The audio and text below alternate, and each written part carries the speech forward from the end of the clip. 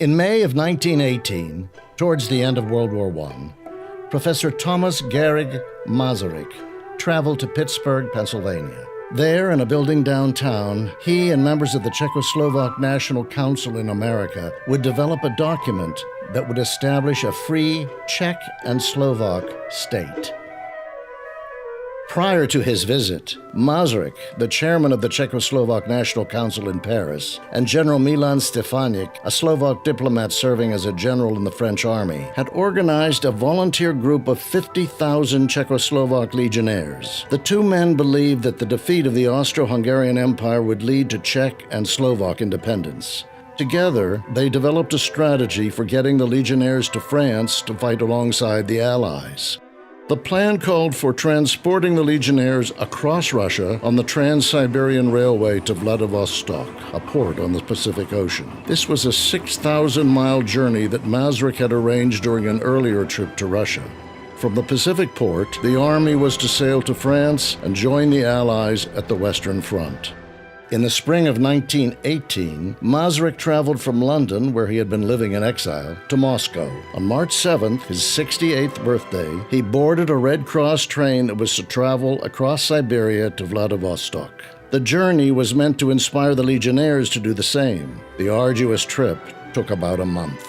From the Pacific port, Masaryk traveled to Japan, where he negotiated the use of international ships for transporting the legionnaires westward.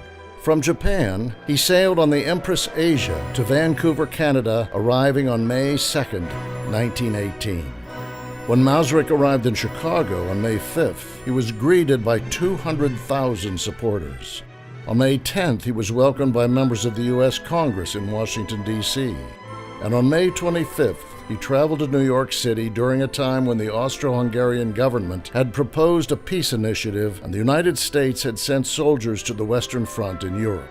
On May 29th, U.S. Secretary of State Robert Lansing sent out a worldwide telegram indicating that the United States supported the self-governing aspirations of the Czech and Slovak people.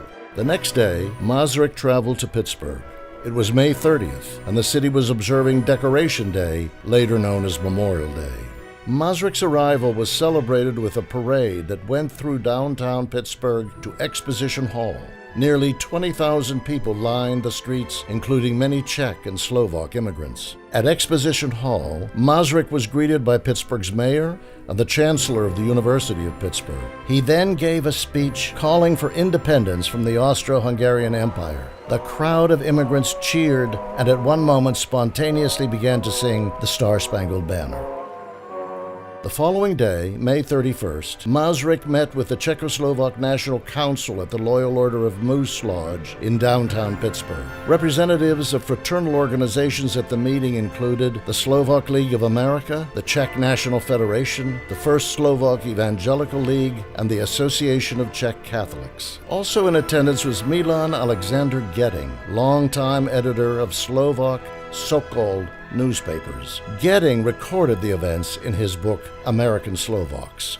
Led by Masaryk, the delegates developed the Pittsburgh Agreement, a memorandum of understanding between Czech and Slovak immigrant communities in the United States that called for an independent Czechoslovak republic. Over time, the agreement was signed by leaders of national Czech and Slovak fraternal organizations who supported the formation of a united, independent country. The political support behind this document and the extensive communication between Masaryk and President Wilson during the rest of the war led the United States and many European governments to recognize an independent Czechoslovakia at the Paris Peace Conference after World War I. The independence of Czechoslovakia was officially proclaimed in Prague on October 28, 1918. On November 14th, Masaryk was elected President of the Czechoslovak Republic by the National Assembly in Prague and would remain president for the next 17 years until his retirement in 1935. On October 28, 1989, officials dedicated a bronze plaque in the lobby of the EQT building in downtown Pittsburgh, the former site of the Loyal Order of the Moose Lodge. The plaque honors both President Masaryk and President Wilson and their efforts to bring peace to the world. It also honors the role of the Pittsburgh Agreement and the 29 Czech and Slovak immigrants who signed the document to establish a free and independent Czechoslovakia.